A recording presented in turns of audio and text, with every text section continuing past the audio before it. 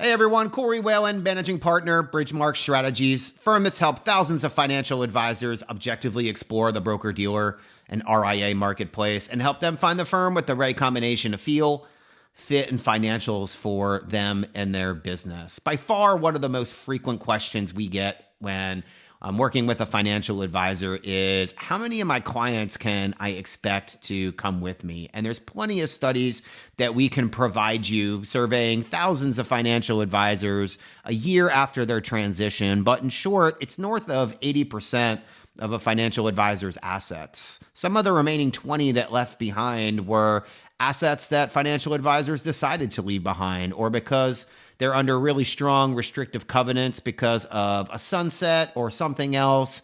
That might be part of the 20%. But in short, very few clients actually say no during a transition. It's really important to understand that clients and humans in general, they're just going to take the path of least resistance. And what's more work, filling out 30 minutes or an hour of digital paperwork to move with someone they have a long-lasting relationship with, or building 10 plus years of rapport again with someone new at the firm that you left? And while we're working with financial advisors and guiding them through the process, if asset retention or client retention is a concern of theirs, there are some questions that we help them go through just to look inwardly inside of their practice to figure out if they actually have the relationships that they think they do. So the first question that we typically ask is, do you have clients or customers? Have you been positioning your firm and its size and its scale and its tools and capabilities as the competitive advantage, or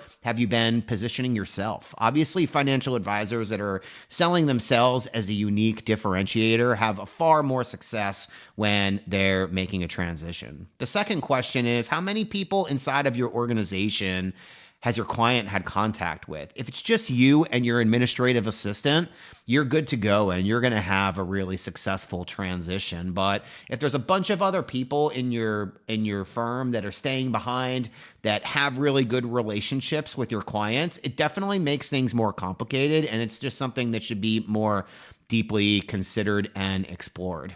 The third question is, how strong is the relationship between your administrative assistant and your clients?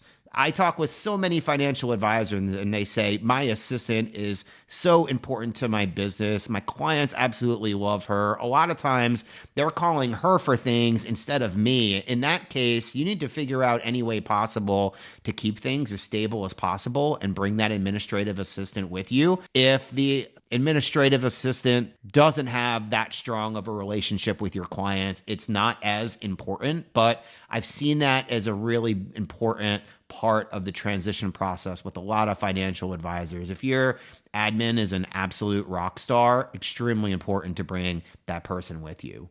The fourth question is, how many of your clients have actually been given to you? If you've only been with your clients for a year or two and you're still building relationships with these people, it might be a little bit harder to bring them versus people that you met day one and have been building a relationship with for a really long time.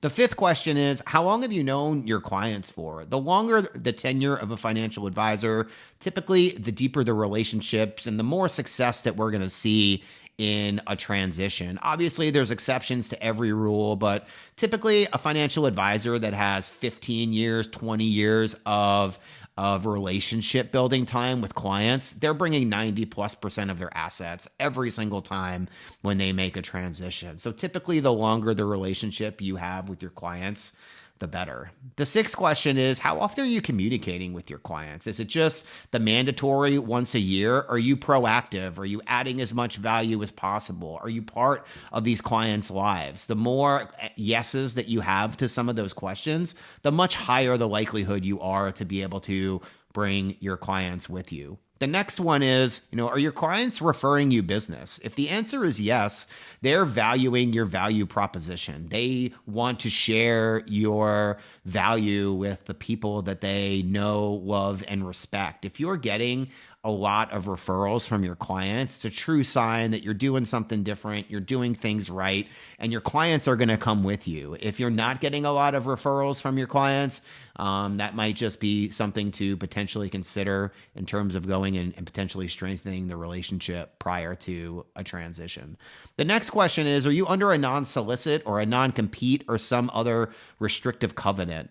Many financial advisors still have an amazing transition if they're under these things, but you need every single competitive advantage you possibly can if you're under a restrictive covenant. You only have a few conversations with clients to get your story right and have them move to the other firm. So having a conversation with the right attorney that's had a ton of success helping people from your specific firm or with your specific restrictive covenant move from one firm to another is going to help you so much understand how you can communicate, what you can say, what you can do to communicate with your clients as much as possible without ending up in the courtroom. And we know most of the best attorneys in the industry and can definitely point you in the right direction there. And then the last question I typically ask financial advisors is, after your due diligence, taking a look at some of these different firms, can you share 3 things with your clients that are going to overall improve their client experience? If you can do that, there's no reason why your clients are not going to believe you and not come with you in a transition. Keep in mind, these people originally hired you to always find the best options for them and work in their best interests. And throughout your due diligence process, if you have 3 really good reasons why things are going to be better at another firm, there's no reason why they wouldn't believe you.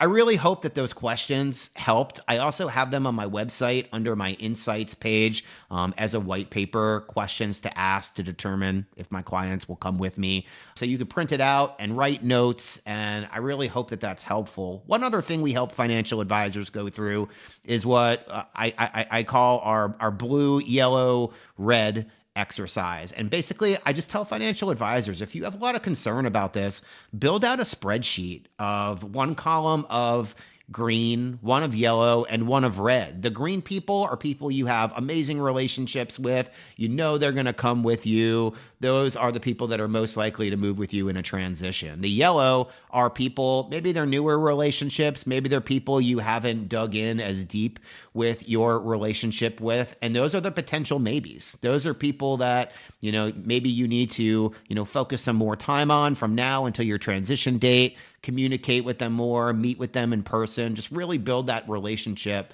to make sure you increase the likelihood of those people coming with you. And then there's people on the red side. Those are people that maybe you don't have a good relationship with at all, or you're not communicating with on a regular basis, and you know that those people aren't going to come with you. Those are going to be important when you're building out your profitability analyses or, doing your stay or go equation to make sure that you back those people out so you can make a really smart decision without any people in there that definitely aren't going to come with you. When we go through this process with our clients, 90% of the time, they wind up so much more confident in their transition because we're going client by client. And most of the ones are in the green. And if there's some in the yellow, they know the people that they need to really focus on over the next 6, 12 months or whatever the time period is. So I really hope that this helped. It's helped a lot of my clients in the past. If you want to take a look at this white paper is on my website, CoreyWalen.com. I have hundreds of other videos there to help you get further educated on the space. And also on my website, there's a ton of other case studies and testimonials with financial advisors just like yourself that have worked with me in the past to get you a better feeling of what it's like to work with me. I really hope that this helped, and I hope you have a great day. Thank you.